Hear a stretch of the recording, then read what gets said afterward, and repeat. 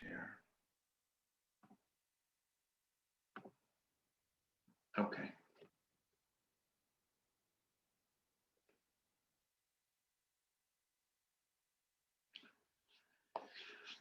How many of you are familiar with emotional intelligence? I'm suspecting quite a few, especially if we have psychiatrists. Okay. This part, I think, is the shortest part of the whole presentation.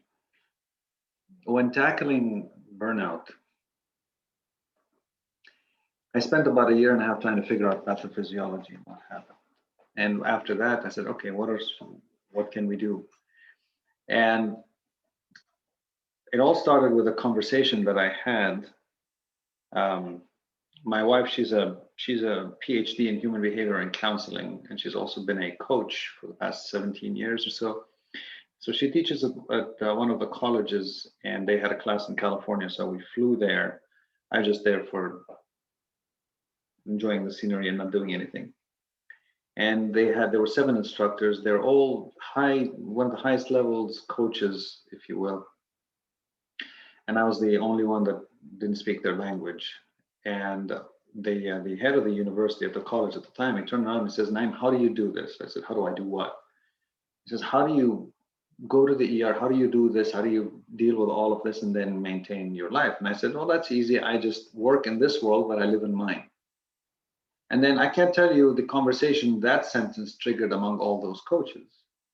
And when I started, and I was sitting there and I started paying attention to what they were saying, and I realized a lot of the things that they were saying is what we need. So I came back and I started to talk about them. And one of the people in there, in that group, he's a guru. He's actually one of our partners. That's how we formed our company. He's a guru on emotional intelligence. His background is he's a doctor in clinical psychology, but then he's a guru on emotional intelligence. So we started to talk. And of course, my wife she studied emotional intelligence. She knows it. And we started talking. I started picking his brain. He started picking mine. My wife, we had that conversation. And in my research, I found out the importance of emotional intelligence. Now, it's part and parcel. And for those of you who don't know what emotional intelligence is, I hope this is works as a very brief introduction, not only to the concepts of emotional intelligence, but why we need them. So that in that original video, when the person said, "Hey, let me take you," it was the only one that connected. And in a profession where emotions are taught to be thrown aside and bottled, why would I be even talking about something called emotional intelligence? Well, we all know that there's an art and science to medicine. And whatever the art of medicine is love, there's also a love of humanity. Again, that ties us back to our primal sympathy. And from research, here's what we know as far as emotional intelligence. I'll go through that with you in a second. Medicine is a science of experience.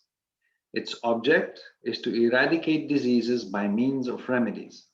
The knowledge of disease, the knowledge of remedies, and the knowledge of their employment constitute medicine. That is the science part.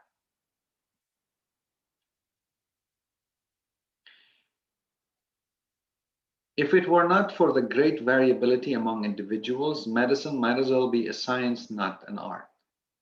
But we all know that more so than not, medicine is an art.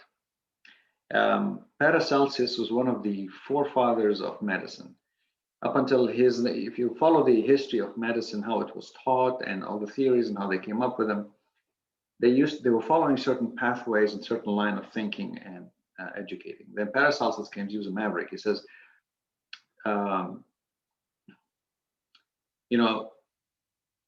doctors can graduate from books, but books made not a single physician. Something to that sort, meaning you can't teach medicine just by reading a book. And many of us probably know people who are so book smart, but then you put them in front of the patient and you go, yeah, just go back to the book. Why? Because of the art of medicine. So we talked about the ACGME competencies, right? And here's your classic physician. He has to fulfill, or she has to fulfill, those competencies: professionalism, interpersonal communication skills, medical knowledge, practice-based learning and development, patient care, system-based practice.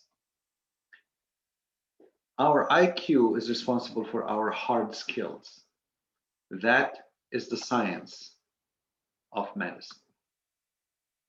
It's the hard skills. What if I told you that the soft skills, that's emotional intelligence? And what if I told you that 80% of success, 75 to 80% of being successful as a physician depends on your emotional intelligence, not your IQ. Go back to how are we evaluated? You know, the physician was nice, they talked to me well, they didn't talk to me well, and so on and so forth. It is the street smart, not the book smart. That's the success or key to success as a physician that triggers that reward pathway. And we have someone new with us, Dr. Vigil. Yes, I was here before. Oh, okay. Now, so here we go. That's what we know. In general, in business, that's the formula. Turns out that in medicine, that's also the formula. So let's, have you ever seen the movie Inside Out? Okay, if you haven't, it's a nice scene here to illustrate emotional intelligence. Here we go. Can you hear it?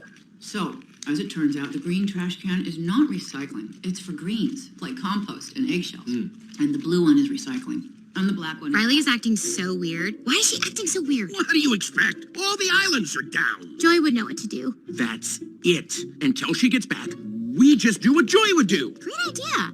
Anger, fear, disgust. How are we supposed to be happy? Hey, Riley, I've got good news. I found a junior hockey league right here in San Francisco. And get this, tryouts are tomorrow after school. What luck, right? Hockey? Uh-oh, what do we do? Guys, here, you pretend to be Joy. Won't it be great to be back out on the ice? Oh yeah, that sounds fantastic. What was that? That wasn't anything like Joy. Because I'm not Joy? Yeah, no kidding. Did you guys pick up on that? Sure did. Something's wrong. Should we ask her? Let's probe, but keep it subtle so she doesn't notice. So, how was the first day of school? She's probing us. I'm done. You pretend to be Joy. What? Okay, It was fine, I guess. I don't know. Oh, very smooth. That was just like Joy. Something is definitely going on. She's never acted like this before. What should we do? We're going to find out what's happening, but we'll need support. Signal the husband. Ahem.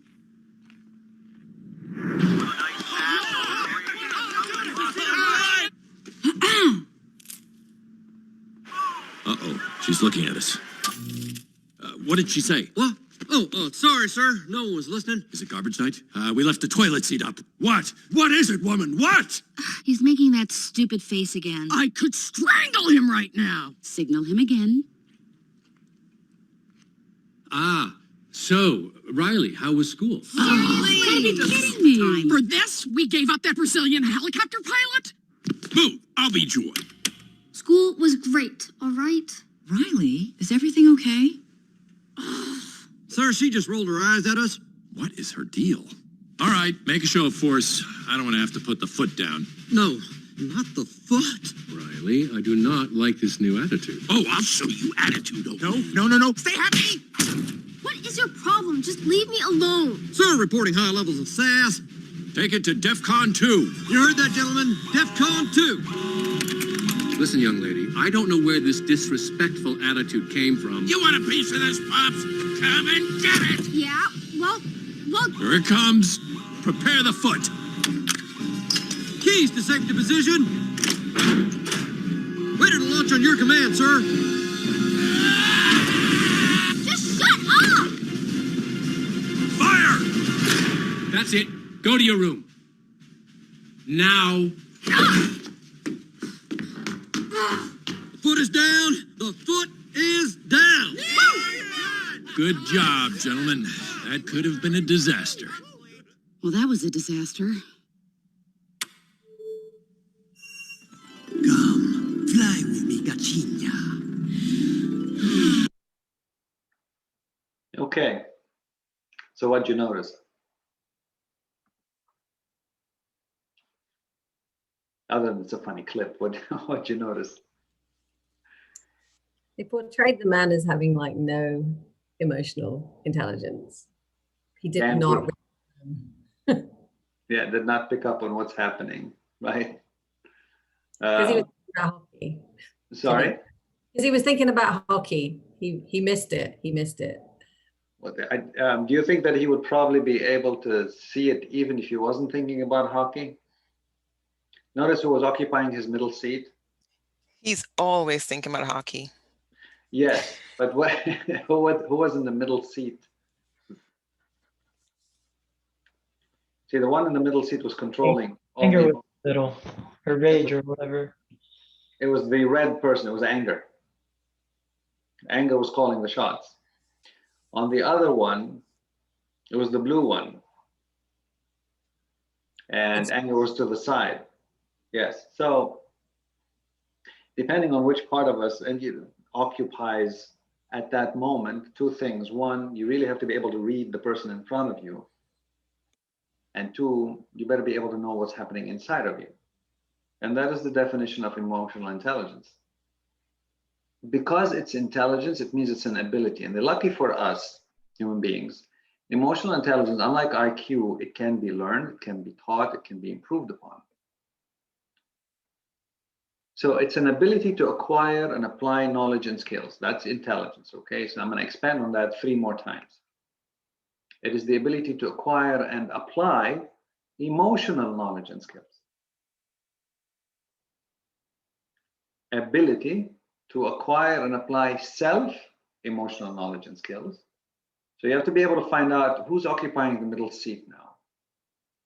And do I really want anger to be part of that communication or leading the communication that I have, or should I switch it to somebody else? And it is the ability to acquire and apply self and others' emotional and knowledge and skills. Not only who's occupying my middle seat, who's occupying the middle seat in front of me. Is it fear when I'm talking to the patient? Is it arrogance? Is it anger? What is it? And who do I need to talk to? How do I need to talk to? In simplistic terms, it is the ability to understand ourselves, manage ourselves, understand others, and manage others. Now, how many of you would go to work this way?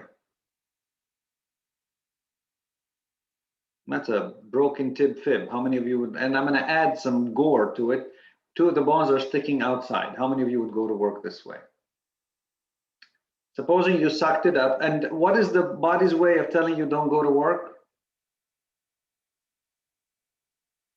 How do you know that something is wrong, other than the fact that you can see it? What's your body telling you? Pain. Thank you. Pain. Right? What if you go to work and you're walking into you're sucking it up, you have to go, you're walking into the hospital, and people look at you and say, you're dripping blood, 2 bones are sticking out, you're in obvious agony.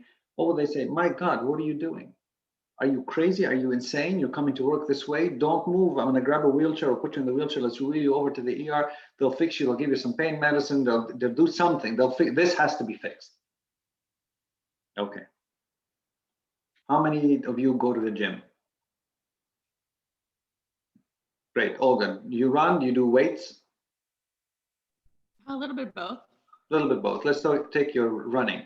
You go on a treadmill? No, outside. Outside. Okay. Do you know your limits? Yeah, on any given day. Yeah. Yeah. Plus or minus. I mean, you can probably say, just for numbers' sake, you maybe run at what, an average, let's just say maybe 6 miles an hour. You'll be able to do what, 30 minutes, 50 minutes, whatever. You know, you're kind of plus or minus. Sure. Do you do weights? Yes. Okay. Do you know your limits? Yes. Okay. You're not going to pick up 100 pounds and all of a sudden just go, I'm going to do 30 curls. I wish. No. Okay. So you may have, you might like, let me pick up the 10-pound weight and let me do 20 curls. I know I can do that. I can probably push to 22, 21, 22, 23. I'm going to need something. 24, my hands, I'm going to need anesthesia at this point. 24, my arms are going to fall off. Most of us know our physical endurance. Most of us. Now, How many of you go to work burnt out? All of us. What if I told you that the pain from burnout is equivalent to the pain from those 2 broken bones? Because pain is perceived as pain, right? The emotional pain, everything that we feel from burnout is the same as that physical pain. But what have we learned masterfully to do? Numb it. What if you walk into the hospital and somebody sees you and says, oh my God, what are you doing here? Are you crazy? Are you insane? You're coming to work burnt out like this? Don't move. I'm going to put you in a wheelchair. I'm going to walk you over to the ER. They'll fix you. They'll give you something for your pain. You don't need to come to work this way. No, it'll be like, quit whining. Yes, Tina. I was just going to say that sometimes I think we go to work because we're still wanting that purpose, right? Part of the cure for burnout is to have that sense of purpose and fulfillment. And so you keep going because you think, I might get it today. I want to feel that because that's the cure for it. Yes, absolutely. And wonderfully said. And goes back to one of the things that I said, the cure, one of the ways that we treat as physicians the tremendous amount of work is to do more work, thinking that maybe if I don't see 50, I see 60 patients, I might connect with the 60th patient that makes all the 59 before okay. Or if I'm feeling this horrible, maybe I should go get my antidote and my medicine from connecting to my purpose. The problem with that is sometimes you get lucky and sometimes you get that hug and it just makes things better. But most of the time, what you end up doing is getting more and more burnt out because not only the situation has changed, the ability to actually detect it and absorb it and live in it isn't there. It's reduced. You'll see why. But yes, you're absolutely right. And the point of that question that I asked is everybody expects you to go to work in pain. Pain no less than that. Now, we also don't have, the body doesn't have the ability, your body doesn't have the ability to detect that pain. Like the A fibers or B fibers or C fibers of pain, what have you, we don't. So we don't have the ability to actually understand what's going on with ourselves. Now, how many of you know your emotional endurance? How many of you know that you can take 25 screams a day, 13 cusses, 4 misabuses or 4 abuses? After that, I can't take it anymore. How many of you know your emotional endurance and limits? Chances are not much. You know when you get to that is when you break. That's how you know you've reached. And so part of the issue is to be able to understand and manage yourself. We do it wonderfully on the physical side. We have to do it on the emotional side. That's emotional intelligence. About managing and understanding others, EI very simply answers the question, is you mindful or are you mindful? And are you able to see what's going on? There are many tests out there that can test your emotional intelligence. I refer to the MHS test. I'm not, again, you can use several, and I can tell you from now that the ones that are worth it are the ones that you pay for it, because it's not unlike you do a blood test and you can read the results, but you really need someone who understands blood tests to explain them to you. And the EQ 2.0 on the MHS scale that measures 5 realms. It all starts with self-perception, then self-expression, interpersonal skills, decision-making, and stress management. And in each realm, you have 3 categories. Okay, now, the first one is the self-perception realm. Is it Valentine? Yes, sir. Hi, welcome. Thank you. The self-perception realm, it measures self-awareness, self-regard, self-actualization. The EQ test is about 25 minutes long. It's about 130 questions. And there's no right or wrong. You just answer some questions. And within it, there are questions to account for variability and maintain reliability and validity. So it answers this realm, when you're done, answers how aware am I of how my emotions affect myself and others?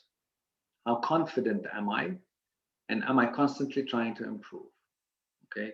These are things that are measurable. The second one is the self-expression realm, communication. It says emotional expression, independence, and assertiveness. The single biggest problem in communication is the illusion that has taken place.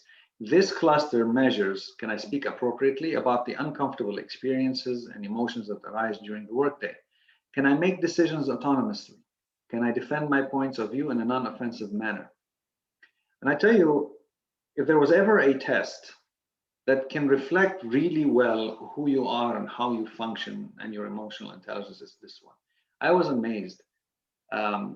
I was resistant to taking it in the first place until my wife asked twice gently, and then she said, "Naim, just take the test." I said, "Yes, ma'am," and I did, and it was eye-opening for me because of what I saw. There's very few things reflected what I was thinking or doing at the time. What I found out was that I have and I thought to myself, I'm a pretty flexible person, else I wouldn't make it here. And I found out that I was as flexible as a metal rod. It turns out that I was taking what I was doing in the ER. In the ER, I cannot afford to be flexible. I can't tell people, give this medicine plus or minus. Or, maybe we shock, maybe we don't, I'm not sure. And I took that non-flexibility and worked with it at home. So I was treating my children the same way. We ran a workshop on 7 medical directors, program directors, and medical directors, yes. And it was shocking to us. Do you know that they scored the lowest in what? Assertiveness. You would think as a medical director, that's the last thing you want to be low at. But they scored the lowest in assertiveness because they had to meet the demands of the higher ups and the demands of the lower. So it was a wonderful tool for them to see and start working on themselves, because that loss of assertiveness was leading to their burnout. Interpersonal relationships, empathy, and social responsibility, the third realm. This cluster answers the following. Do patients and coworkers trust and want to work with me? Do they feel that I really get them and their concerns? Am I a helpful member of the community? The fifth one, decision-making realm. This tests reality testing, problem solving, impulse control. Remember when I said if you're burnt out, you're checked out, you can't read the clues? And then problem solving, burnout downgrades our skills, and impulse control with the loss of cognitive scarcity along with pressure, we start being more irritable, less in control. This cluster measures, can I stay objective and see the situation as it is? Can I find good solutions when my emotions are hijacked? And am I able to manage my impulses and reactions in what I say and do? And the last one is the stress management realm. This is flexibility, stress tolerance, and optimism. This cluster measures how adaptable am I, how much stress can I handle, and what is my attitude when there are difficult circumstances. When you're done with the test, you get a report card that looks like this. So we want people to be above 100. Anything less than 100, or less than 90 is usually bad. If you're less than 70, then it's really, really bad. And when you get this report card, you go to talk to somebody who can analyze and discuss with you. And it'll tell you your strengths and weaknesses. Not only that, they'll be able to tell you how you can work on them. Because like I said, we can work on our EQ. Now, why is it important? Why do we have to work on our emotional quotient or intelligence? No matter how we are, because we are emotional beings. You would agree with me. People buy things based on usually emotions, not logic. People discuss with you based on emotions. People may know that you're saying, look, I'm speaking logic here. I don't know why they don't get it. Well, usually some of the things that stop patients from doing things, they sign out against medical advice or things, it's not logical things, it's emotional things, right? Now let me get back to something you said, the group said initially, with burnout. One of the reasons that you are studying burnout now is because it is a less shameful topic. We choose to die rather than talk about. That's not a logical thing, that's an emotional thing. We might be the masters of our own thoughts, still we are the slaves of our own emotions. So if 80% of communicating with others, or 70 to 80% of being successful as a physician depends on EQ, and communicating with others depends on EQ, and dealing with ourselves depends on EQ, it's a pretty good place to talk about. It's a pretty good reason why we need to discuss EQ.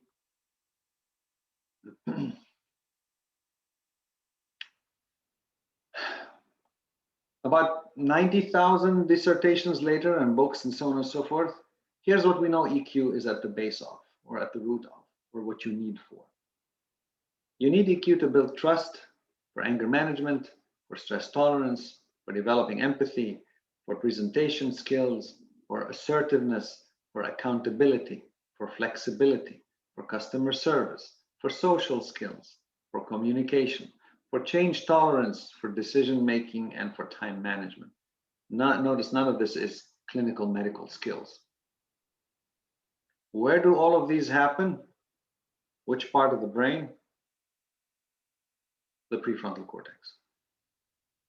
Now, I love this saying, if you don't see yourself, you can't understand your impact on others. What does the research tell us about EQ in medicine? There are a ton of preferences. I just summed them up the following. EQ is known now to help decrease, diagnose, and prevent burnout. EQ is needed for the skills of you, the 21st century physician, with everything we do. EQ is needed for personal and professional development. It is needed for all the ACGME competencies. As a matter of fact, you probably have now questions on the MCAT with EQ. It's part of the curriculum that they talk about. Tied to physician satisfaction and mission, tied to physician wellness, tied to patient satisfaction, and at the core of leadership. So if you look at all the things that we talked about as far as burnout, this is where also EQ affects it. So,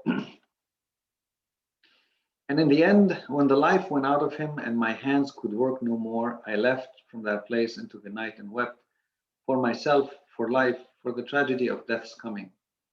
Then I rose and walking back to the suffering house, forgot again my own wounds for the sake of healing others or theirs.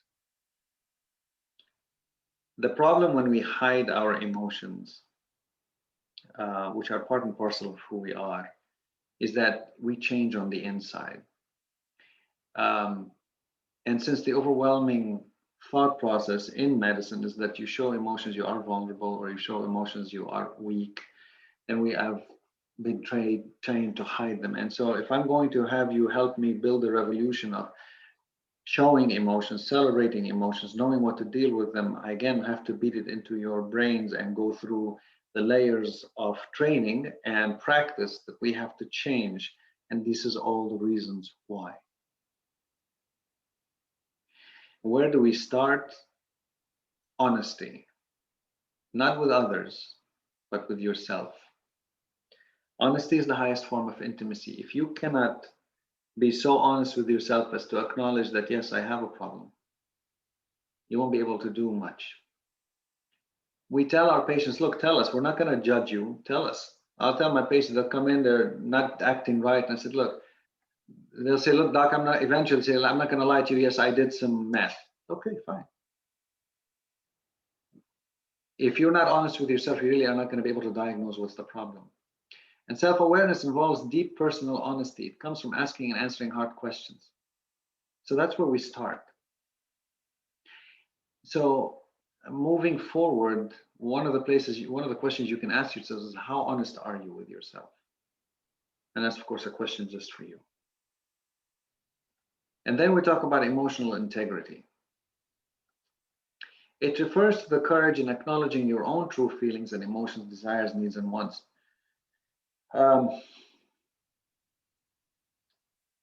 We call it self-worth, but we look for it in others. Why? Along with the emotional honesty, you really have to have that emotional integrity. It's like, all right, now that I found what the problem is, what can I do? And there's no shame, there's no judgment. I just have to fix it. It's okay. It is to do so without minding or judging yourself through the societal lens. People are going to think I'm weak or think this way then.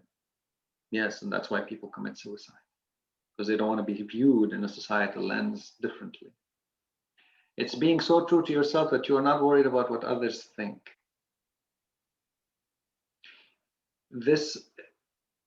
I'm going to give an example. I'm going to hold an example right now with that sentence. I'm going to give it later in the self-care and wellness part, and we're going to come back to it here, okay? Some of the things when I talk about as far as to work on your emotions is to acknowledge them first. It's a good place to start. To acknowledge that you have emotions. And then the second place that you can start with is if I know that emotional intelligence is so important, what can I do? First, try to get a mental or get a report of who you are. Learn to observe yourself, make a mental memory of your own reactions, self-analyze. If you buy into the idea that I want to be able to diagnose myself and manage myself and then be able to read the person in front of me and manage the person in front of me, then I have to learn the language of emotion. And you may be able to learn the language, and it doesn't just help in the physician-patient relationship, it helps with your significant others, with your colleagues, with your staff, with your children, with everybody. But to learn that language, it's a good place to start is within yourself. And if you listen to yourself, you'll be able to start with identifying some things that are happening in you. And when I say learn to observe yourself, this is something that's active that you have to do every day. Because every day we change and every day we need to be able to observe ourselves. And you'll be like, okay, so how can I do that? When I say make a mental memory of your own reactions, if you react to something, stop for a second. If you got angry, stop. Then ask yourselves, what made me angry? First of all, what is this emotion? What am I feeling? Our partner, Relly Nadler, he calls it name it to tame it. Name the emotion to tame the emotion. And the reason for that is when you give a name to an emotion, it becomes a cognitive issue that you can control. It goes from the amygdala to the prefrontal cortex as far as something that you're able to control. And if you name your emotions, the next part is why am I here? How did I get here? What triggered it? And you backtrack. Oh, you know what? I got angry because I asked for something to be done. They didn't do it within 5 minutes. That's why I got angry. Why did I get angry? What angered me that they didn't do it within 5 minutes? Oh, it's my expectation. It's the patient. It's all of these stuff. How can I? And then when you start understanding, then you can start managing. And this is something that I do every day. A few times a day, stop and observe your emotions, listen to your own mind, ask myself questions. What am I feeling? What am I thinking? What am I doing? Where am I? And then we ask that you practice responding, not reacting. You ever heard of that 10-second rule? Count to 10 and then answer. You know why? And let me run this example by you. How many of you have yelled at your laptop? How many of you drive? Probably all of us, right? How many of you have been cut off by another driver? How many of you, when you're cut off by another driver, your single reason for existence in this whole universe, and nothing else matters anymore in your life, is to teach that driver a lesson? That becomes your sole purpose in life. Nothing else matters. If you've had these experiences, then congratulations, you have been hijacked by your amygdala. Road rage and stuff and so on and so forth. One of the ways that we talk about this is we do this. If this is your prefrontal cortex, this is your amygdala. The prefrontal cortex is made so that it controls your amygdala. But when your prefrontal cortex is burnt out, the amygdala springs into action, and voila, now you're yelling and screaming at patients and doing things that you usually don't do, and talking to a toddler that like they are university professors, and they're doing things that don't make sense. So when we say practice responding, not reacting, and counting to 10, here's what happens. As soon as somebody says something, like if somebody's insulting you, you want to insult back. You want to come back at them real quick. When you count to 10, you shift the blood. It's enough to shift the blood from the amygdala to the prefrontal cortex. And now you don't have an emotional response, but you have a cognitive response. And then one of the nice tricks, especially if you work in a clinic, if you have people around you that you trust, it's called the EQ 360, which is you give the same test to others and they can evaluate you, but you don't need a formal test, if you will. You can download questions from the internet, you answer them and give them to others, and you'll be amazed how others see you differ from how you see yourself, and you compare notes. And then when you're done, you can start turning those questions that you ask of yourself to asking about others. I wonder what they're feeling. I wonder what they're thinking. I wonder why they're acting this way. Know your positive and negative triggers. Enhance positive reactions, modify negative reactions. Build your emotional vocabulary. Not everything is anger or frustration. There are different variations. Learn how to use them. We talked about that. And then one of the things, like, okay, you know, I've tried, I'm hitting a roadblock. You can seek professional help, whether it's a psychologist, psychiatrist, or a coach. You can seek a professional help. Share your emotions with others. Bring them out. Yes, bring them out. It could start with those that you really, really trust, but then you can build that circle. I can't tell you how important this is. 15 minutes of silent, uninterrupted introspection every day. I really can't tell, and I'll tell you why, and I'll show you why. It's part of the mindfulness techniques, and I'll show you why it's important.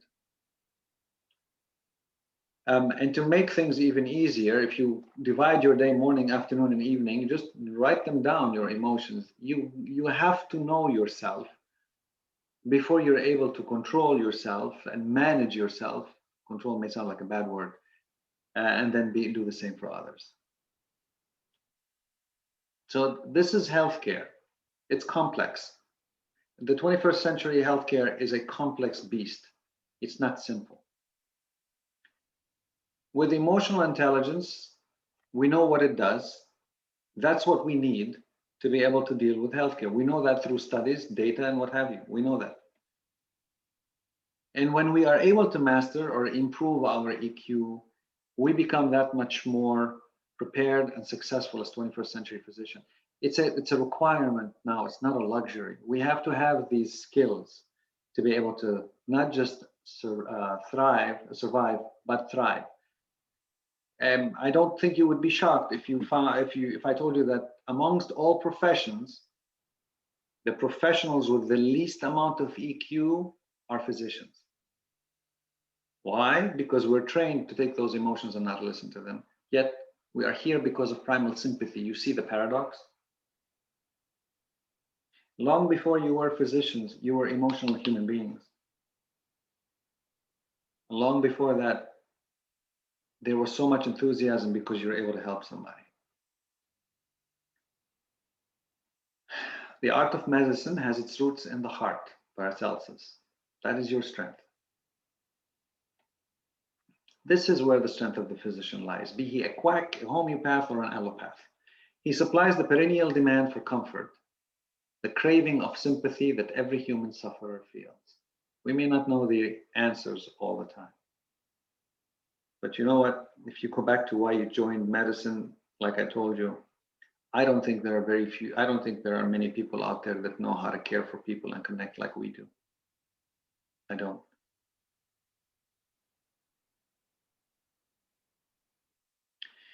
I will remember, Hippocrates, that there is art to medicine as well as science, and that warmth, sympathy, and understanding may outweigh the surgeon's knife or the chemist's drug. That's our primary purpose. Cure sometimes, treat often, comfort always. That's the importance of us. We have two options. I can give you a 5-minute break and go on to the next part, because I want to do the 3 modules before lunch. The other 2 will go faster. So if you want a 5-minute break or you want us to continue, it's up to you. I'm open for suggestions. It's now 11:25, which means we'll be back at 11:30. Bathroom break and what have you. I'm all suggestions.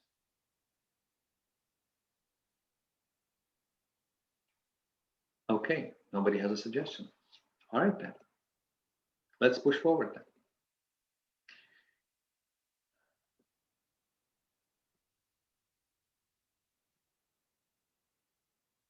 Comes perfectly, because now we're going to talk about self-care.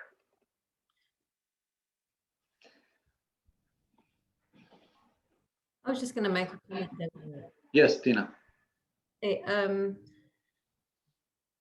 thing that drives us to do medicine is kind of at odds with the system, which is kind of what you were saying to begin with. So that's a problem when the system doesn't change, because we're at odds with one another. You know, we can feel like, oh, we want to be different, but the system doesn't really let us do that.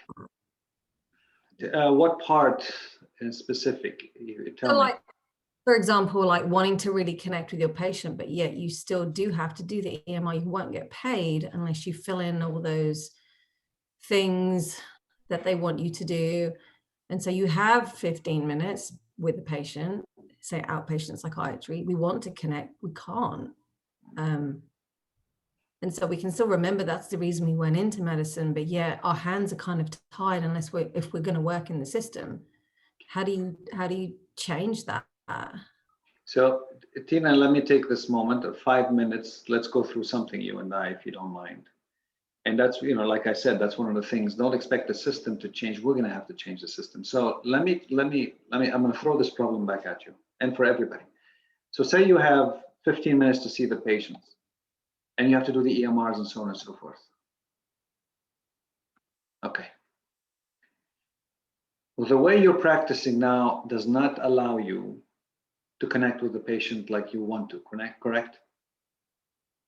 Okay. Is there something now that you can do different now, starting tomorrow, that may afford you to connect with the patient?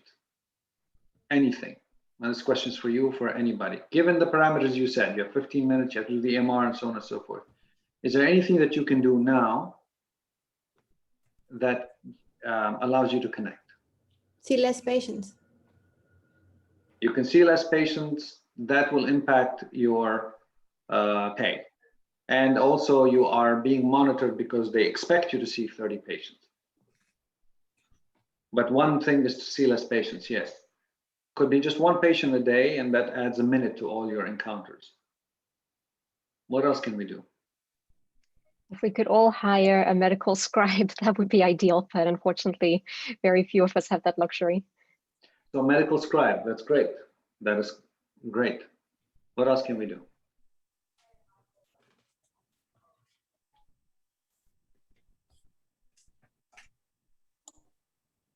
Trying to find a way to connect, like that doesn't, or like some phrases you can use to make the patient feel like you've connected, and also that you feel like you've connected. Some phrases, some empathy, like trying to practice some of those things while you're using the EMR.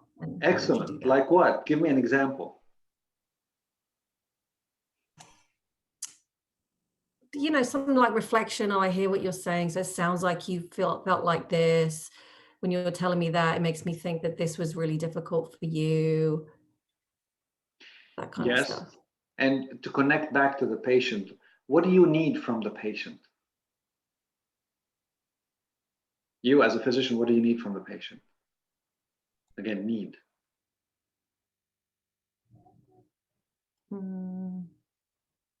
What do we need from them? Like acknowledgement from them? Yes, right. So you need acknowledgement. What kind of acknowledgement? That you're helping them. There you go. So if you need acknowledgement from the patient that you are helping them, how can you get that?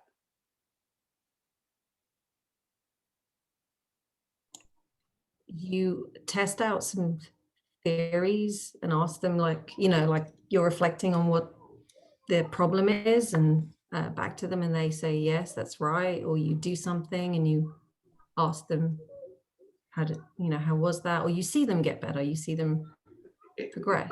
Go back to that. You ask them, how was that? Expand a little bit, if you will. What do you, give me another example or something along those lines. So like one example I can think of is a patient where they would tell me their really difficult life, and I reflected, you know, it sounds like you've been trying to fight by yourself for such a long time. And she was like, yes, that's exactly what I've been doing. She didn't say those words, but I gave words to her experiences, and then she affirmed that that was correct.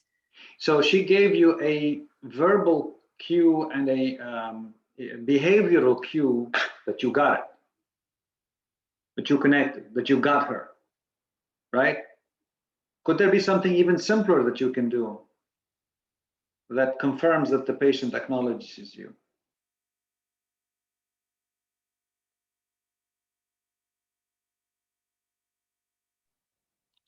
Maybe you could ask, do you feel like you're benefiting from the treatment? Wonderful question. Yes. So if you say, give me an example of a question, Steve. How do you feel like, do you feel like the medication has been helpful for you? Do you feel like the therapy we're doing has been helpful for you? I'm going to role play. Yes, my life has changed. I see a dramatic change. I can't thank you enough. Okay, great. I'm so happy to hear that. What does that do to you as a physician? Makes me feel good. Yeah, made my day. We just want to hear thank you. Now, what I just went through is 5 minutes of extremely expedited coaching. What I did was I reflected the questions back and you came up with the answers. I could have easily said, why don't you ask the patient, hey, are you benefiting? But you had to come up with it. And your eyes were going like this and you're thinking, and that's coaching. And I'll talk about that, but it's very condensed, very like, we don't do it this way usually. It's like, let me treat depression and anxiety in 3 minutes. It doesn't work this way, but that's the process. And I could see it on your faces when Steve said that, and I role played like everybody was smiling because yeah, this is what we need. And we're not asking for much. But so before we start, and we need to tackle the system, make no mistake. What is it? Again, this goes back to resiliency, and I'm going ahead of myself, but that's part of this presentation. What can I do now? Look, I'll give you another story. I love to drive points home through stories if you haven't noticed that yet. I'm a product of the Lebanese Civil War. When the Lebanese Civil War broke out in 1974. I was 3 years old. By the time I finished school, which was 1989, 1990 was the end of the war. So for 16, 17 years, all I knew was war. When I was 8, 9 years old, I had friends of mine who were lieutenants in a militia. They had machine guns. And I remember the last 2 or 3, I could tell you which missile, what caliber, where it's coming from, and so on and so forth. We are trained to walk around, look at cars. If a car is heavier than others, it's supposed to be, you walk around because that's probably booby trapped. And then my last 2 years of school, we used to run between cars so we don't get shot at or what have you to get to school. And I remember one of the finals we had, we were down in a basement and we would hear the missiles. They'd hit the head of the top of the building and the whole building will shake. You'll have particles, dust from the roof, from the ceiling fall on your paper. So now we have ceiling on our paper. We just scratch it off and continue writing like nothing's happened. We had a choice.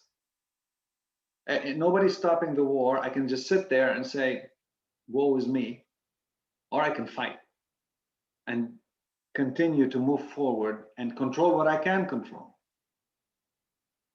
And that's going to be our fight. It's going to feel like that war, but eventually it won't. But this fight starts with us. That's why I start on the individual level, and you'll see. Now, I need you all to, I know you probably don't know this, in 2017, we have a new physician's pledge. So all of you raise your right hand, because you're physicians, you have to take this pledge. So humor me, raise your right hand. A little bit so I can see it. We're having fun here, right? So let's take the pledge. Here's the pledge. I will attend to my own health, well-being, and abilities in order to provide care of the highest standard. Okay. Now that you took the pledge, I'm going to hold you to it, because now you're supposed to take care of yourselves. Well, they figured it out finally that we can't ask the workforce to treat others when they themselves are suffering. So we have to force them. And just by creating this pledge, the cynicism comes out and says, okay, great. Now all the physicians are going to be great because they took an oath. How do we translate that? This part is heavy on quotes. Again, self-care is giving the world the best of you instead of what's left of you. Okay, that sounds pretty obvious. So let's talk about the definition and approach, and then the best practices and impact. Okay, how do I make this possible? So here's you. whether you're connecting to your patient or with others, whether you're dealing with the healthcare system or learning new technologies like the wonderful EMR, wherever you are in your life, we call it, I call it at the point of contact, mastering the moment. At the point of contact, when you interact with another human being, where are you? How well are you? Are you burnt out? Are you taking care of yourself? Do you feel good? Do you feel great? Do you not? Where are you? Because that moment is what matters, that interaction between you and your patient, you and your friends, you and your family. And it makes a whole lot of difference. And it's what's important. You know, what's her, Eleanor Roosevelt, people don't care how much you know until they know how much you care. And so when we talk about mastering the moment, in order for you to ensure, remember I told you self-care and wellness protects against burnout, makes it less likely, inoculates, vaccinates, what have you. So why is it so important? Because the people who do take care of themselves and who are well are much, much, much, much less likely to be burnt out. And what is self-care? It is the practice of taking an active role. Two things, it's practice and active. There's nothing passive. You can tell your patient, you need to exercise. Okay, I know that works. Well, you kind of need to do it. One of the cartoons I said, you know, a doctor walks into the patient and says, Mr. Jones, you had two options. You can either exercise 1 hour a day or be dead 24 hours a day. Active role in protecting one's own well-being and happiness, in particular during periods of stress. Wellness, the state of being in good health, especially, is an actively pursued goal. So practicing, and it's active. It's not going to be passive. You don't grow muscles by walking next to someone who goes to the gym. And it all starts with yourself. The relationship with yourself sets the tone for every other relationship you have. If you treat yourself in a horrible way, you're going to treat others that way also. If you are kind to yourself, you're kind to others. Without self-care and wellness, we know there's burnout, there's physician morbidity and mortality, there's patient morbidity and mortality, there's poor leadership, and there's a whole failure in the healthcare industry. Where do we start? That's a good question. How many of you are frustrated by your patients because they want to do the bad things that they do and expect different results? Like if you would just stop smoking, the treatment to smoking isn't more nebulizers. The treatment to obesity isn't more Lipitor. So if I'm telling you, you need to take care of yourself, before you heal someone, ask him if he's willing to give up the things that made him sick. Are you willing to stop what you're doing? Because it's an active pursuit. So something has to stop so you can move on to something else. And then I like this because I used to tell it to my patients, still do it today. Listen to your patient, he is telling you the diagnosis. I'll tell you, listen to your body, it's telling you the diagnosis. Listen to yourself. And that's part of the EQs. We need to learn how to listen to ourselves. So if EQ is the instrument, is the stethoscope to your lungs, to your body's problems, learn how to use it. And then when you do identify the issues and the problems, ask yourself, am I willing to stop doing them and doing the right thing? And do I have the right mindset to change for my own intrinsic motivation? You probably know the illness and wellness continuum. Health is not the mere absence of illness. It is a continual striving to live a full, meaningful life. Continual striving. This continuum is based on the concept of self-actualization. Wellness explores all aspects of well-being. It isn't just if I go to the gym. Wellness is the self-actualization and full integration of mind, body, spirit, and environment. It's all of it. It's not just one part. What are some of the obstacles to wellness? You guys already talked about it. Shame, fear. Current evidence indicates that the medical student, resident, and fellow receive inadequate self-care and training. Yes, they can. Yeah, and at the Association for Hospital Medical Education, I had a poster there. It was about burnout, and the part of that poster was the blind leading the blind. Once ACGME said, we need to introduce wellness and self-care, go forth and prosper, they gave the task to people who have no idea about self-care and wellness because they themselves were not trained. You know, in medicine, see one, do one, teach one. And so the issue became like, okay, we need the wellness, but nobody knows how to really implement it. So now we've gone from that to have institutions starting to hire chief wellness officers, which are people who only do wellness. That's it's not easy, especially in the medical field, because of denial, because of the traditional cultural myth that physicians are immune to illness. It remains to this day. Have you ever had a cold and people look at you and say, why, how come you're sick? You're a doctor. Yes.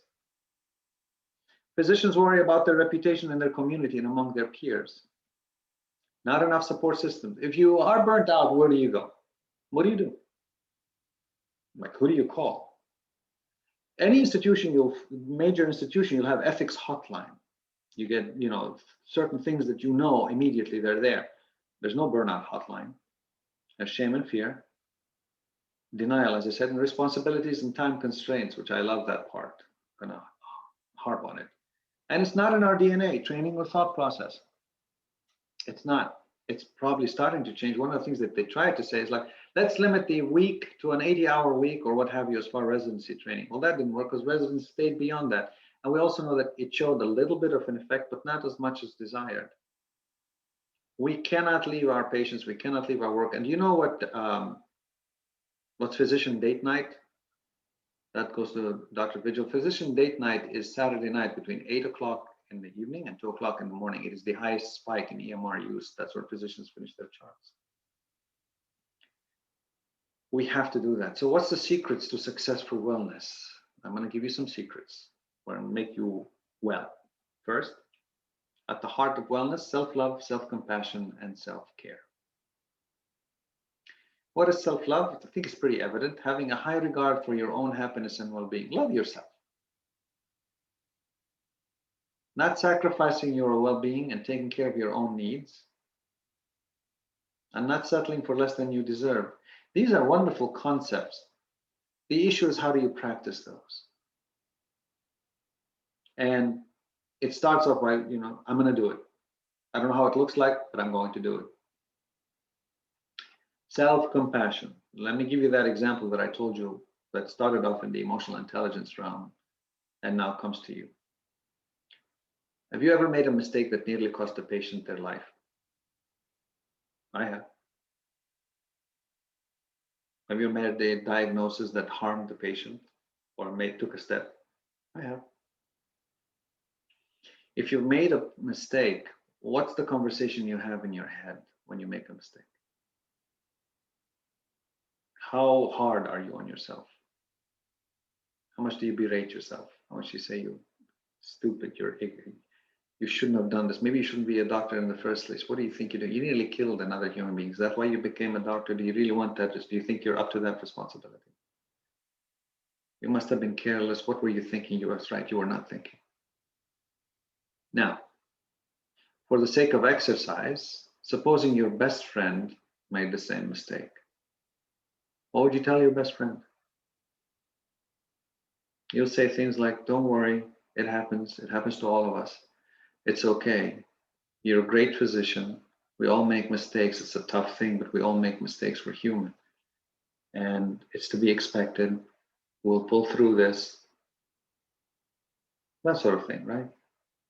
Self-compassion is when you talk to yourself as if you're talking to your best friend. As long as we don't know how, we have to learn. So it's made up of mindfulness, having an open, curious, non-judging attitude, not over-identifying with negative stories about the self, and then self-kindness, treating yourself kindly rather than harshly, extending the same care and support to yourself that you would to a good friend or a loved one, and then common humanity, allowing yourself to be human, to make mistakes and learn from them, Knowing that as humans, we are not perfect, nor should we be expected to act flawlessly. Again, these are concepts. Part of this presentation is it doesn't end with me when I stop. It reverberates. I do this, I try to live this every day. You need to try to live this every day if you can. And it takes a while for you to understand, because like I told you, it's a journey within yourselves. You have to learn how to do these. You have to learn to be mindful and self-kind and have common humanity towards yourself. You have to learn these. That's why it's the active pursuit. I can put up all the concepts in the world. You can read them. It doesn't matter. And one of the ways that you can, and I'll teach you that later on, hopefully, when I hate the word teach, I'll share with you that later on. And then mastery of wellness is mastery of self-care. Self-care is not selfish. It can be defined as a way of living that incorporates behaviors that enable one to maintain personal health and balance, replenish energy and motivation, and grow as a person. Now, Tina, to go back to your point, when you say that the system doesn't help, yes, the system doesn't help. But I want you all to take a moment for a second as we continue to dive deeper into that which makes us physicians and what is needed. I think you're starting hopefully to see the complexity of all of this, yet also there are simple steps that you can take. If you expect the system to help you, they are completely oblivious to what ails you. They don't get it. They don't understand. They have issues on their own. They have problems on their own. And healthcare executives have issues that they deal with. And so it's our job first to learn it, apply it, and then, for lack of better words, preach it, show it, teach it. Bring others to the table, say, they'll ask you something like, just give me, what do you want? Well, here's what I want. But you ask for what you want after you know what you need. And hopefully this presentation is to show you what you need. Among healthcare professionals, practicing self-care is extremely hard and associated with feelings of selfishness and guilt. It goes back to the root of the problem. How are we taught? How are we trained? And so on and so forth. Folks, we came in to help people. We really also want to help ourselves. There are 4 steps to successful wellness. Decide. Make that decision. Develop the mindset. Make it a must. And I'm going to show you a video about a must, what that means. Take control of what life robs you. Take it. Take control. I'll show you also what that means. Take time. And this is where I get lots of eye rolling. Time, really? Have you seen my schedule? Have you seen my life? And then create a habit. So I'm going to ask you, is it a problem of time? You guys have gone through the ice storm, right? The one that came. Did anybody have a busted pipe? Olga, you had a busted pipe? Yes, I had a busted pipe. What happened what happened when you had a busted pipe? Everything else, you had to focus on the busted pipe. So everything else kind of you had to make secondary until we figured out how to deal with the busted pipe. Right. Thank you. The way we choose to spend our time is an indicator of our priorities. You show me your schedule and I'll show you your priorities. The key is not to prioritize what's on your schedule, but to schedule your priorities. That busted pipe became #1 as far as priority. Everything else had to stop. So I'm here to tell you your wellness and self-care is that busted pipe. And I'm also here to tell you that I need from you 20 to 30 minutes every day. Let's start with every other day per week. And if you're going to sit there and tell me I can't give it to you, let's go over your priorities. And I will guarantee you that if we sit down and have a conversation with you, much like we found a solution to how do we connect with the patient, you're going to find a solution on how you can give me or you 20 to 30 minutes a day. We can come up with a solution.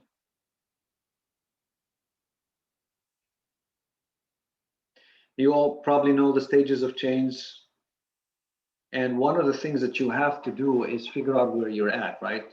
So if you're contemplating change and you're excited about change and you want to do something, then where are you on the stages of change? Are you in the thinking about it, or I want to do something? Okay, I will do something. I'm going to do something. I am taking action. I'm relapsing. I've gained some weight, or I broke my habit here, and then I'm going to maintain. You can come in and out of that cycle of change or change model anytime. What if we don't change at all and something magical just happens, right? The very definition of insanity. And so to help you understand your stage of readiness, let's complete the quiz below. I want you all, this is the paper and the pen, to think about something in your life right now along self-care and wellness, and it could be time. Think of a problem that you have or a solution that you want for yourself. Like, I wish I could go exercise more. I want you to take a minute, think about that problem or a wish, and write it down for me, please. You don't have to share it, just write it down. Let's go through the exercise.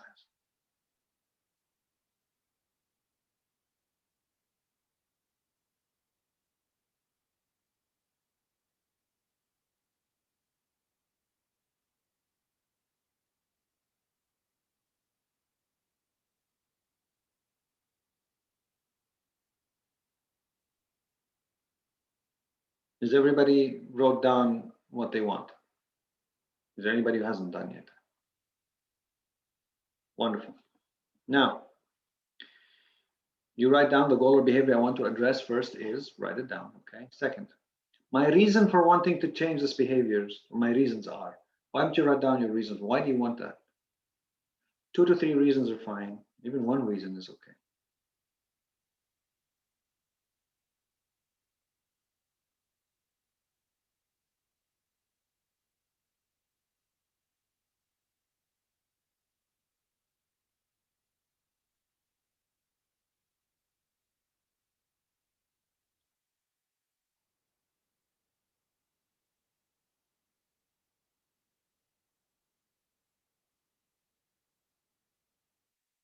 Okay, next. The challenges that I must deal with in changing this behavior are. Write down 1 or 2 or 3 challenges, if you will.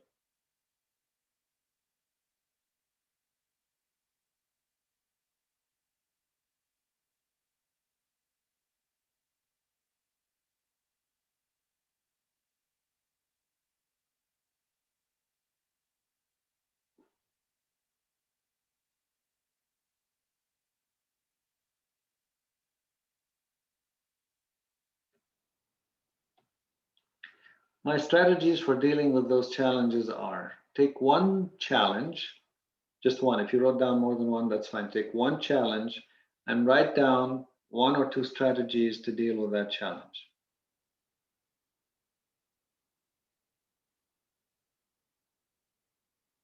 And these are realistic strategies that you can start implementing.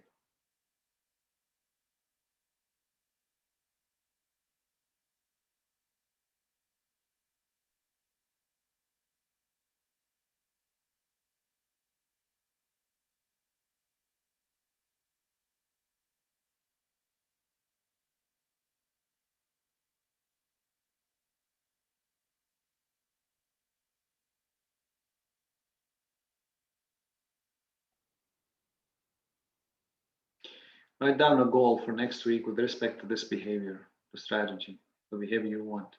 What is it? What is 1 goal for you?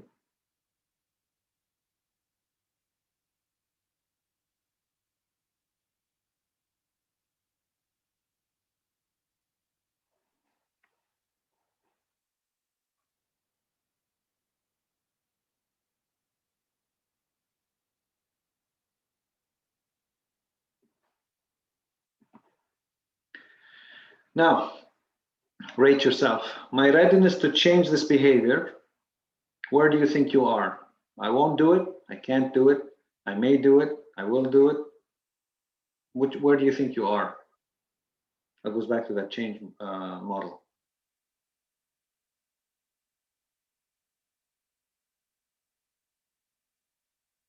Now, I'm going to ask for a volunteer if anybody who wants to share with us what they wrote. If not, that's fine. This is something personal, but if you want to share with us, we'd be more, we'd be happy to listen.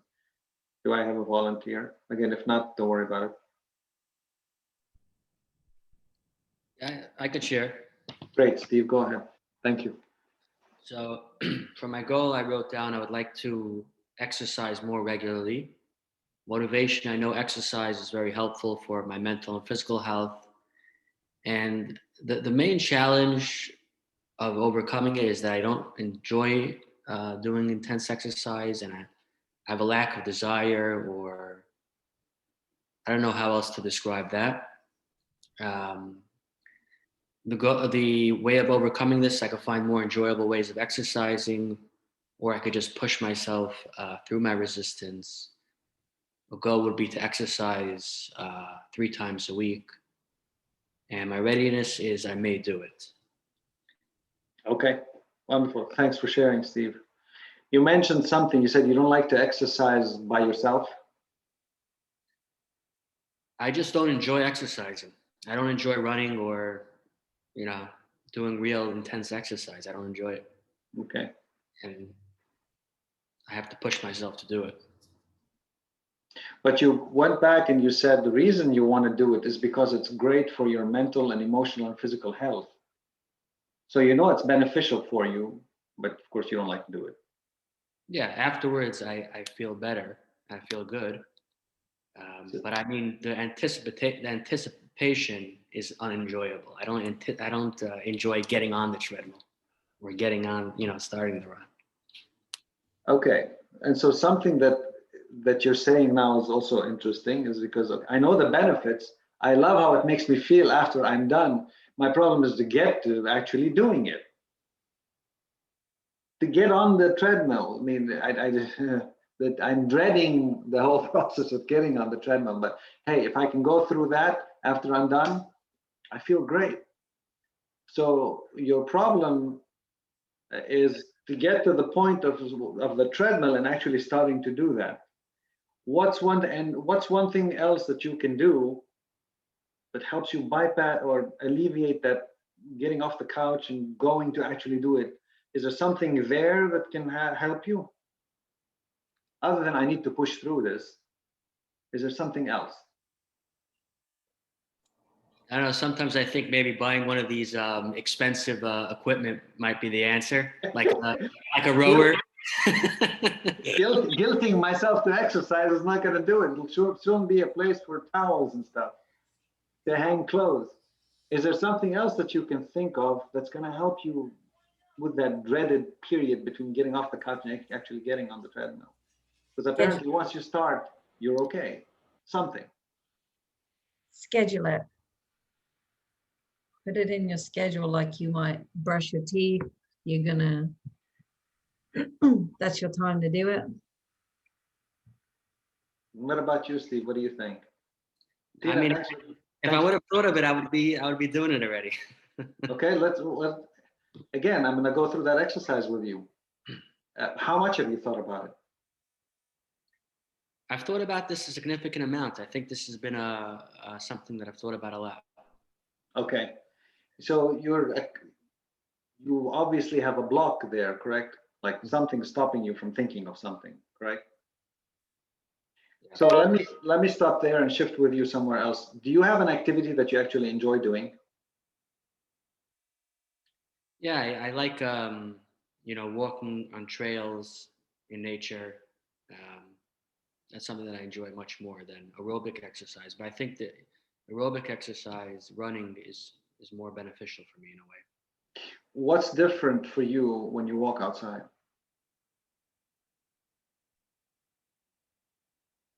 I enjoy it more. I enjoy being in nature. I enjoy, walking around. So to go from the couch to walking outside, is it also that difficult for you? No, I go for walks a lot. Walking is very easy for me. I walk a lot. I just think I should run more and do that type of exercise more. Okay, so how can we translate that into running? I've thought about running outside. I think that's what you're suggesting, right?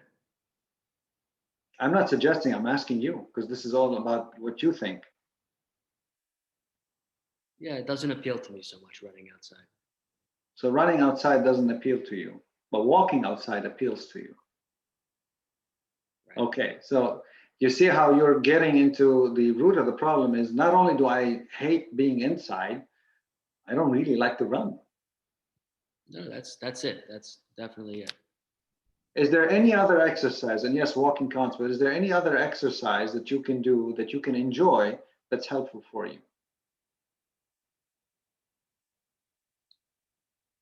I'm sure there is, but I haven't really found it yet. That's why I was thinking maybe like rowing or something like that might be my thing, but I don't know.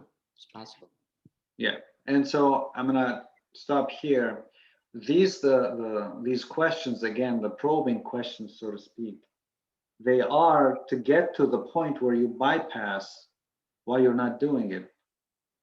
And because the important part for you, because you know it's so beneficial for you, and you actually feel great afterwards, is you really want to do it. You really want to do it.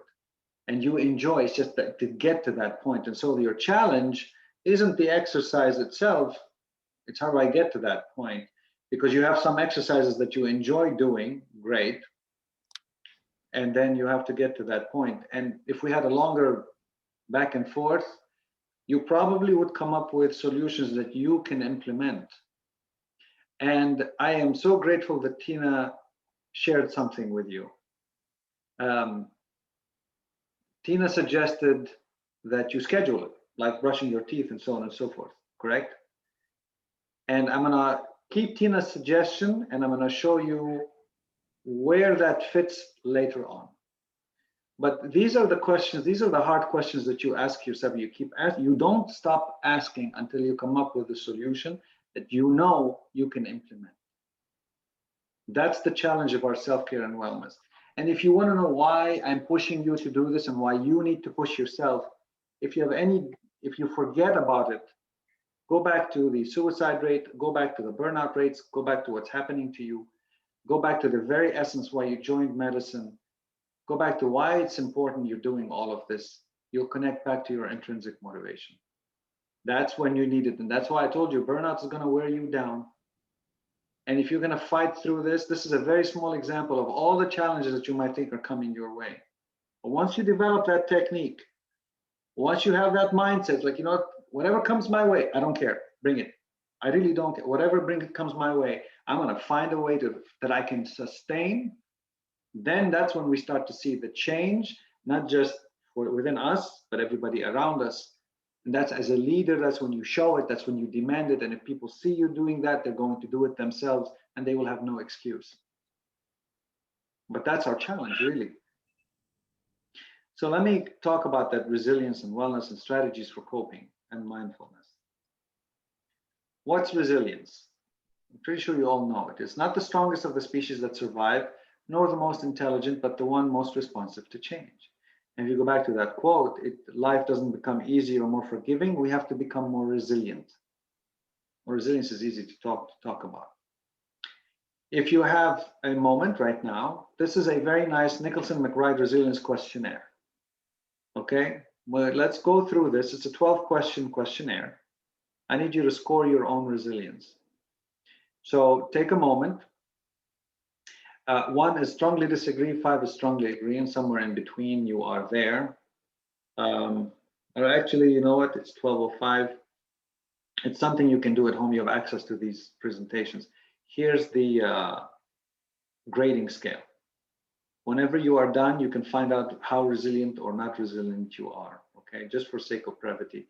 This is something that you can do on your own. I'd rather stay with things that we can do together.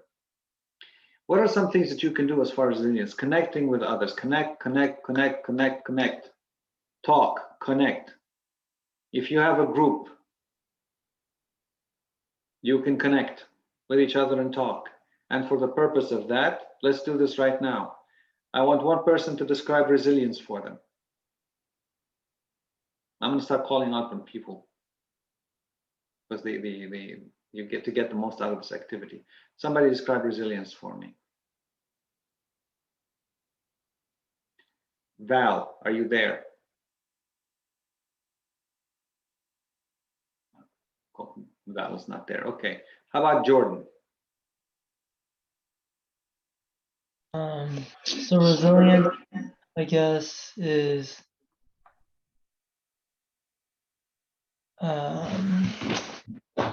being adaptable and being able to manage stress that comes your way without letting it overwhelm you or affect you emotionally or affect your actions and affect how you can handle yourself.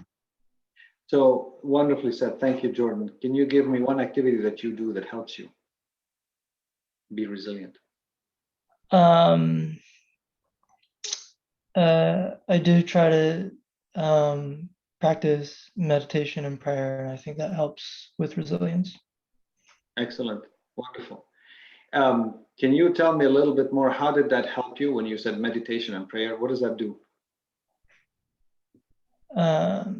So I guess it gives me perspective, and it also helps me manage my emotions so that I don't respond too emotionally and don't overreact. Wonderful. Thanks. Can anyone share a real life experience that happened while they were practicing the resilience activity? Something that happened to them. Val, since you're back online with us, I got your message. Have you ever had an opportunity to practice your own resilience activities?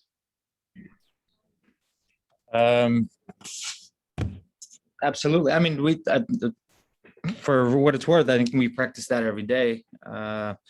Waking up in the morning, being motivated to go and do what we're doing, and whether it's going to work at an office, going to work at a hospital. We do have some form of resiliency. I mean, they're all stressors from outside world that we have to deal with, and we deal with them on a regular basis.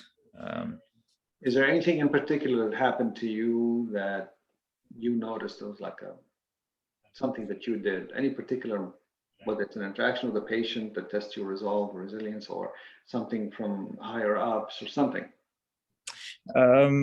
More recently, I am signing up to moonlighting shifts, and I guess I was very what's the word? I'm blanking on the term, but I scheduled too many in a row, and at one point I was working close to 72 hours, and I had an opportunity to cancel or just show up for work, and ended up coming to work, even though I was tired and sleep deprived. But at the same time, I think that was a form of resiliency, that I didn't back down. I didn't give up, but I made a commitment, and I kind of followed through with it. Okay. I don't know if that's relevant, but that's kind of what comes to mind. And did it impact you in any way, or did you feel great afterwards that you did it? It certainly made an impact. I'll never do that again. But lesson learned. But yeah, absolutely learned a lesson. Wonderful. So that, forgive me for summarizing, but I guess the lesson learned is you kind of know that your body talked to you, told you it's exhausted, told you it's not a good idea. But you overrode that because of your commitment to it. But lesson learned is, you know what, I'm not going to schedule any more like this. I'm probably going to next time say no, and try to reschedule or do something different. And that's an example of resilience, learning what to do for the next time.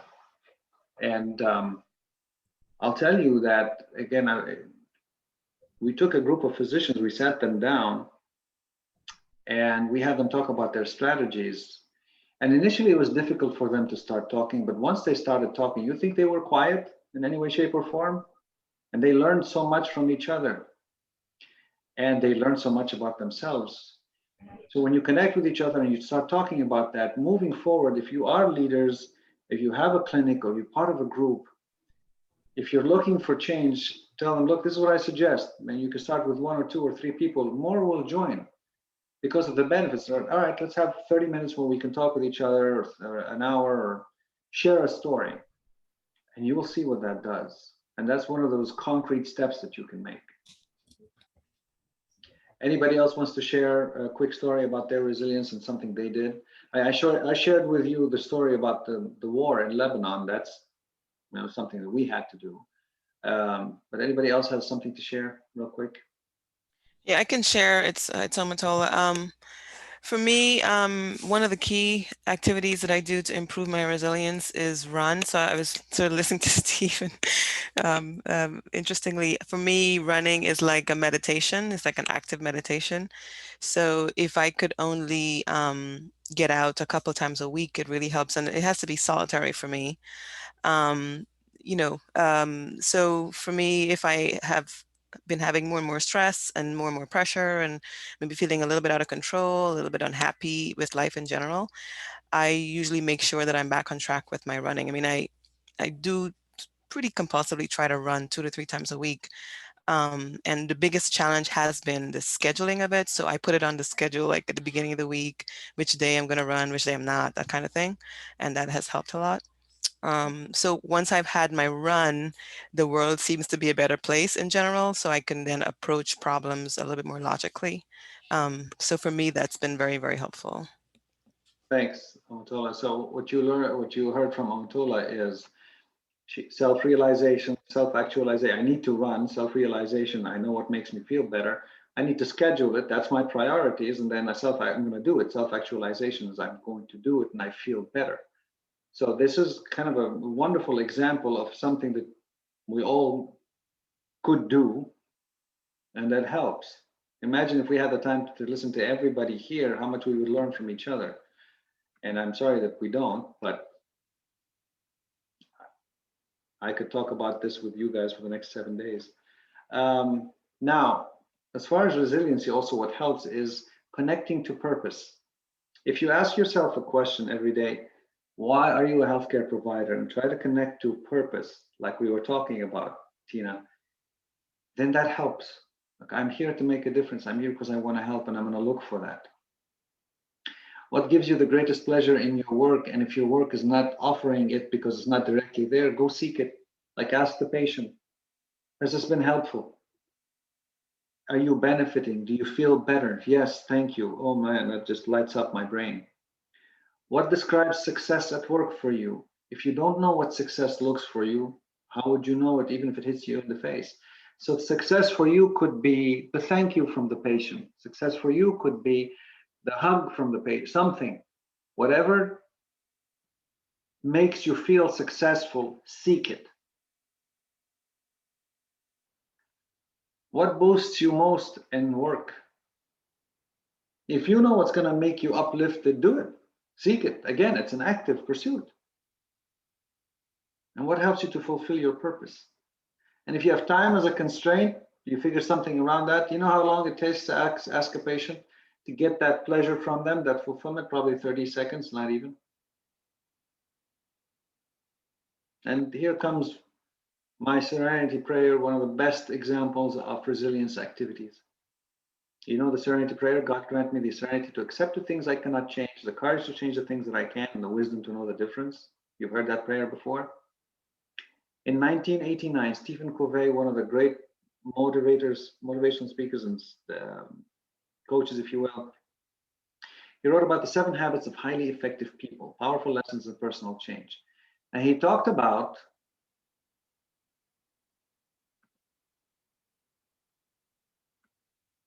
circle of influence, circle of concern, and circle of focus. He actually talked about circle of concern and circle of influence. And in that, he says, every one of us have things in our mind, in our life that affects us, that concern us. Write them down. Whatever concerns you. If it's COVID, write it down. If it's politics, write it down. If it's the health of your children, write it down. If it's your work, whatever it is, write it down. When you're done writing it down, take a look at the things that you absolutely have zero control over. I do not like climate change. Okay, what can you do about it? Nothing. I can complain. Okay, is this something that you can do about it? No. Put it in the circle of concern. It's there. but there's nothing you can do about it. You differentiate things that you can have an impact on, put them in the circle of influence, and things you cannot have an impact on, put them in the circle of concern. Now you have the circle of influence. Out of the circle of influence, pick something that you know that you can impact, put it in your circle of focus, work on it, change it, put it back in the circle of influence, bring something else. What that does is it eliminates, see, resilience is micro successes, or it's successes. Success breeds resilience. If you have problems that you know are going to frustrate you, but you can't do anything about them, it beats you down. If you have problems that you actually are able to impact and change, it lifts you up. And that's a huge, huge exercise in resilience.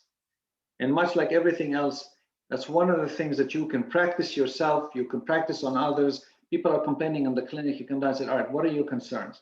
Oh, I don't like that you're increasing the hours, for example. Yes, I understand. What would you like to do about it? Well, I don't want to this and I don't do that. Okay, fine. Do you know why we're increasing the hours? But of course, you want to make more money. You start talking about people. Once they identify and you identify, like, all right, this person's concerns are unreachable. They want to work 3 hours a day and make 3 times more than what they want. I can't control that. I'm never going to satisfy that. I probably should get rid of that person. And then you don't have to deal with it and you move on.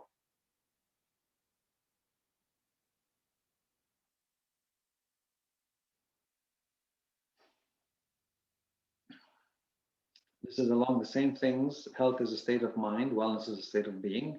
Circumstances do not determine state of being. State of being determines circumstances. Here's some wellness activities that you can do, right? And again, these are things that are take-home messages that you can do. Write down 5 inexpensive self-care activities. Write them down for you. You don't have to do it now. And then write down 5 activities that require planning and money. Decide how you can fit at least 1 activity per week into your schedule. The wellness activity time is sacred. Once you fit it into your schedule, do it every week. The ideal situation is to have 1 inexpensive and 1 planned activity per week that is expensive. Try that. And you say, why once a week, or why this or why that? Because by neurophysiology, we know that 20 to 30 minutes a day or doing these activities impacts positively your prefrontal cortex. Wellness activity 2, it's called the Wheel of Wellness. You probably have heard of it. Whatever the diagram, whether it's 6 or 7 or 9 parts of the Wheel of Wellness, we all have it. So here's an example for you. Decide which area you want to work on. Let's say you want to work on healthy time, right? Identify 1 activity that you can do to improve your score. Oh, and then, sorry, before that, in every part, score yourself 0 to 10, 10 being the most, 0 being the least. Where would you rank yourself in those parts? How are you on healthy finances, thoughts, and so on and so forth? When we're done, we want you all to have a nice wheel that rolls around, but in reality, we all have like a jaggedy kind of diagram. Once you do that, decide on which quadrant or which area you want to work on. Identify 1 activity that you can do to improve your score along each round. Set a plan of action to achieve that activity, complete that activity. You'll notice that I say 1 thing, do 1 thing, move on, do 1 thing, move on, because the brain does not like multitasking. It's a sequential organ. It's not at the parallel moving at the same time. So our success increases tremendously if we just focus on 1 activity and do it. Now, setting standards and personal boundaries, something very simple, something we don't usually do. Personal standards, you hold yourself to. Personal boundaries, you hold others to. Identify what your standards are. Remember back from moral injury where we sacrifice or compromise our standards. If you know what they are, great. Try to achieve them every day. But boundaries are trickier. Boundaries are things that you are uncomfortable with, but people can't see them until you enforce them or you tell them. If you don't tell people about your boundaries, our nature is to just get as close to you as possible. If I can ask you to do 10 things or you're quiet, I'm going to ask you to do 15. I don't care if it's encroaching on your time. If you're not going to say anything, I'm going to ask you to do 20. It applies to you and it applies to others. One of the things I'll tell you as an example, I work in the ER. It's a highly stressful place. I am very blessed in being able to tell you that I've been working in the ER now for about 19 years. I've never cussed once in the ER. I just don't do it. And I don't allow people to cuss around me. Not only that, you are not allowed to ridicule a patient in front of me. And people, when I talk to people, when I work, like I work in one place, I've been working there for 12 years, they'll steer clear. They won't say it, they won't say it even in front of me. So there's another physician, they will mind what they say, because I will let people know that that's not acceptable. I don't have a break to go eat lunch. So when I'm eating lunch, I'll have 5 minutes to snort down my food. In that 5 minutes, people that I work with understand that unless there's something really catastrophic, they will not disturb me. I need 5 minutes, give me those 5 minutes unless it's life-threatening. But if I don't say these things, they can't know. And these boundaries help me to stay healthy. And some of the things is you tell people, you may not yell at me, you may not abuse me, you may not cuss, you may not do this, you may not come into my office without knocking. These are my scheduled hours. I will not see you beyond these hours unless it's an emergency. They'll say it's an emergency, you talk to them and say, you know what, what's your definition of emergency? That's not an emergency. These are the emergencies that you can disturb me with. And then what that does, it creates your own free space. You can't go to work feeling like you're a prisoner there. And then inform others, make a request, give a warning, follow through with stated consequences, and then let go of the outcome. It happened, you dealt with it, move on. This part is about your ideas. Now, some of the things, 2 to 3 things that you do before you go to work that help you cope with the day.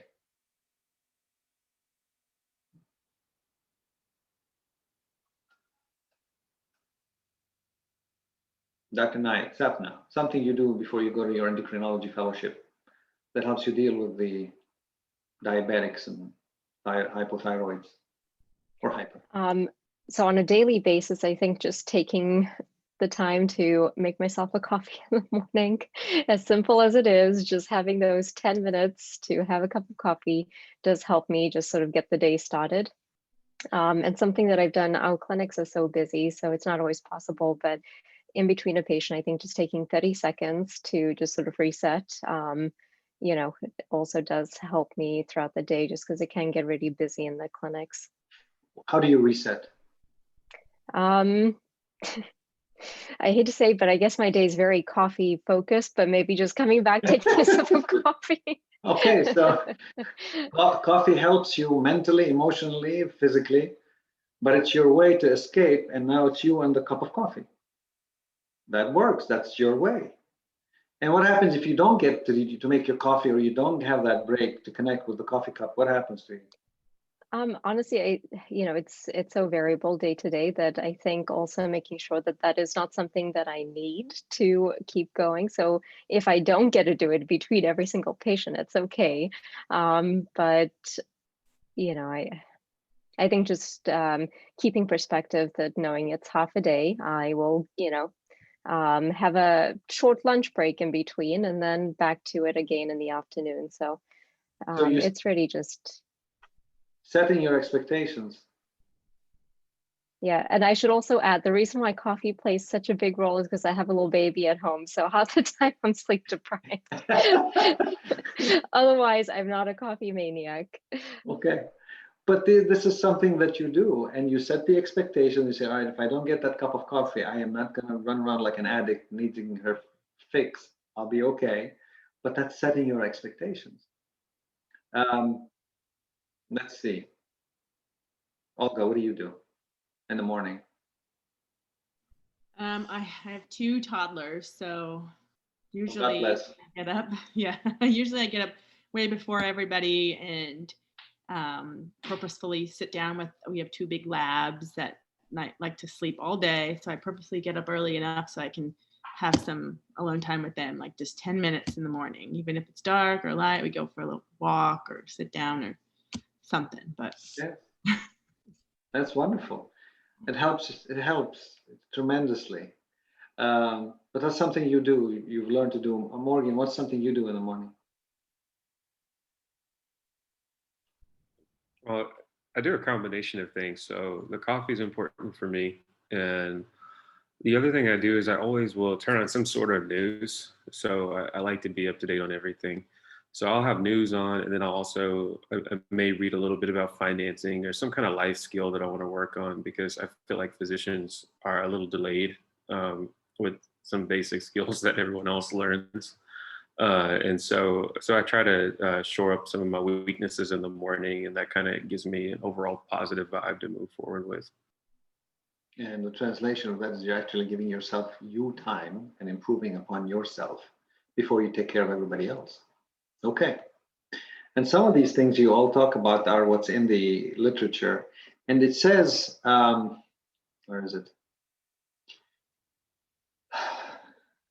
Start of the day is the rudder of the day. The way you start your day usually steers your day. Okay. See, these are just some of the things that you can do. Now, some folks will do something called reattachment. What is that? That's rebuilding a mental connection to your work. As you're driving or before you start to work, why am I here again? What do I need to do? And setting the expectations. You take a few minutes to mentally reattach to your work by reflecting on your goals and priorities. Why does the work that I do matter to me? How does my work impact the lives of others? What are the people both at work and in my personal life? Who are they? Who are the ones who are dependent on me? Who am I supporting?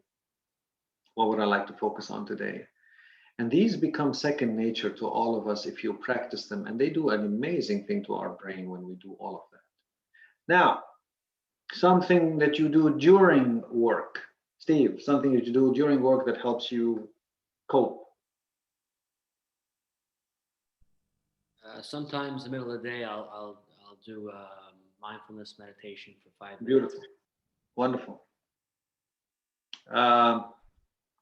Jordan, something you do during the day.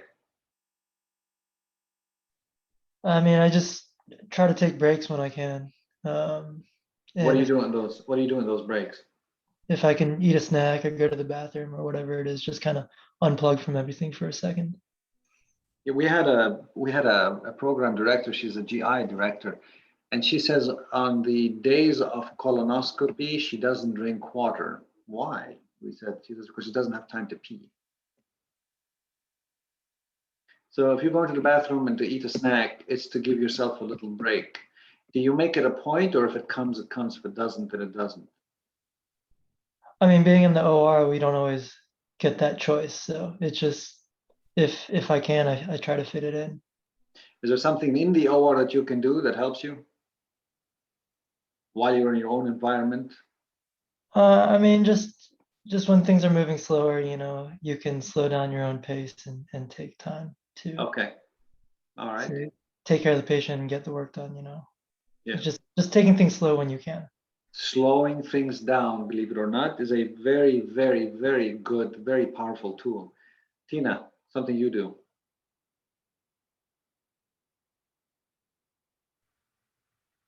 Sorry, I meant to unmute. It's all about eating and drinking. So I'll, if I have like a hot drink with me, I know that always makes me feel better. Like if I'm doing my notes or whatever, and I have a hot drink, like a coffee, that soothes me, I guess. And I always eat lunch. Good. Always. It doesn't even need a long break, but I get hangry, so I always make time to eat. Wonderful. I like I always make time to eat lunch no matter what. Yes. And so these are also some of the things that people do along with talking to yourself, like no matter how stressful, this too shall pass, keep things into perspective. Kind of like what Sapna was saying, it happens sometimes, it's okay, it's not the end of the world, good days and bad days. And then after work, Val, what do you do after work that helps you unwind and cope?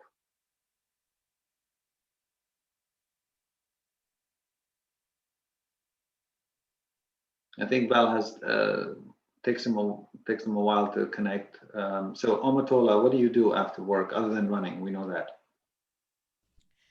Actually, the running is in the morning before work. I feel like I don't do that much after work, to be honest. Some of the things I do during the day are take a break to go outside. Like I get tired of the air conditioning, and so I need a little sun, even if it's summer in Houston. So Okay. just like walking across the street from the from the clinic building to the medical school building and back. Sometimes I force myself to do that. And I also always eat lunch. But for me, after work, it's kind of the kids and the family time. So my only downtime is usually in the car. And I do relish that. And so I'll have my NPR moments where I'm stuck in the driveway listening to a piece that I was engrossed in or whatever. I would say that's probably the most consistent time after work. Okay. And that's usually what people do. And then some of the things that we can do is you force boundaries, like, okay, I'm not on call, don't call me. That's it. It's not rude. It's self-preservation. Unplugging electronics, connecting with family, organizing, and then practicing the wellness activities, some things. So we talked about attachment. How about detachment?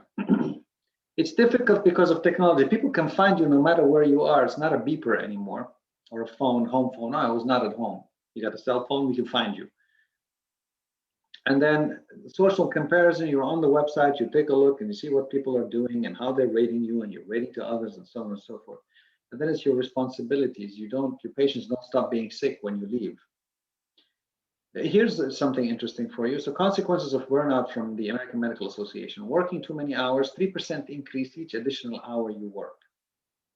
Taking night or weekend call, 3 to 9% each shift. Performing work-related tasks at home, 2% each hour.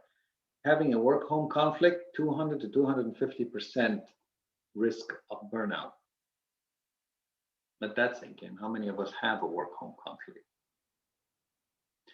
All right, mindfulness means paying attention in a particular way, on purpose, in the present moment, and non-judgmentally. It's a heavy sentence. So it means paying attention in a particular way, clearing your mind, on purpose. I will focus on something in the moment, and non-judgmentally. Just let your thoughts go through, whatever it is. I practice sometimes mindfulness eating when I'm having my 5 minutes of lunch and what have you. However you practice mindfulness, I'm not here to tell you how to practice it. You can research that. We know that it helps fight PTSD, improves academic performance, helps regulate emotions, fights memory loss, fights anxiety, fights depression. The action of mindfulness, why is it important? Again, Daniel Friedland wrote a book, Leading Well from Within. It's a fantastic book if you want to read it. There's new tech. Hyperconnectivity and fast-paced lives have helped us disconnect from ourselves. So mindfulness helps us reconnect. New challenges. We are facing new challenges require us to be more self-aware and emotionally intelligent to face them. Mindfulness helps you do that. New science over the past 10 years has shown the power of mindfulness and brain plasticity. Mindfulness targets our prefrontal cortex. It grows. Those connections grow. Just like everything we talked about shrinks your prefrontal cortex, this is one of the most powerful ways where we enhance our prefrontal cortex. And if our prefrontal cortex is the epicenter of what we need to do, this is a very powerful exercise to build it, and it takes 5 to 7 minutes a day.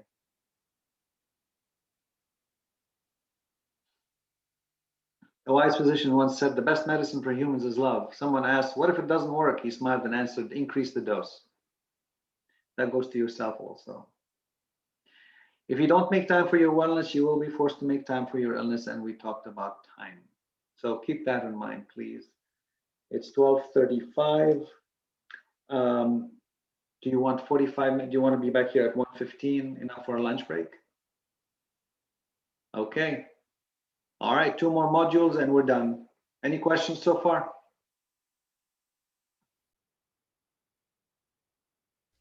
Nope. Okay. See you at 1:15. Don't eat too many carbs. Don't fall asleep on me. All right, bye.